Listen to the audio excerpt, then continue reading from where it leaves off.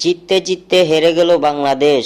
মাথায় হাত মাহমুদুল্লাহ রিয়াদের, মাথায় হাত পুরো বাংলাদেশের। 2024 টি-20 বিশ্বকাপে দক্ষিণ আফ্রিকার বিপক্ষে মাত্র 4 রানে হেরেছে বাংলাদেশ। তবে বাংলাদেশ হেরেছে নাকি বাংলাদেশকে হারিয়ে দেওয়া হয়েছে? বাংলাদেশের বিপক্ষে এদিন প্রথমে ব্যাট করে 113 রানের সংগ্রহ পায় দক্ষিণ আফ্রিকা। টাইগারদের বোলিং তোপে এদিন 6 উইকেট হারিয়ে এ রান সংগ্রহ করে সাউথ আফ্রিকা। জবাবে এই রান তাড়া করতে নেমে তাওহিদ হৃদয় ও মাহমুদুল্লাহ রিয়াদের ব্যাটে জয়ের একেবারে দ্বার প্রান্তে চলে যায় বাংলাদেশ। বাংলাদেশের জয়ের স্বপ্নে গুঁড়ো বালি দিয়ে দেন মাঠে থাকা 2 আম্পায়ার। বাজে আম্পায়ারিং এর কারণে এদিন জিততে পারেনি বাংলাদেশ। ভুল সিদ্ধান্ত নিয়ে এদিন বাংলাদেশকে 4 রান বঞ্চিত করে আম্পায়ার। 17তম ওভারের দ্বিতীয় বল, বাটম্যানের করা সেই বলটি মাহমুদুল্লাহ রিয়াদের প্যাডে লেগে হয়েছিল 4 রান। তখন স্পষ্ট দেখা যাচ্ছিল স্টাম্প মিস করবে বলটি, কিন্তু সাউথ আফ্রিকার করা আবেদনে সাড়া দিয়ে আঙ্গুল তুলে আউটের সংকেত দিয়ে দেন অনফিল্ড আম্পায়ার। সঙ্গে সঙ্গে রিভিউ নেন মাহমুদুল্লাহ রিয়াদ।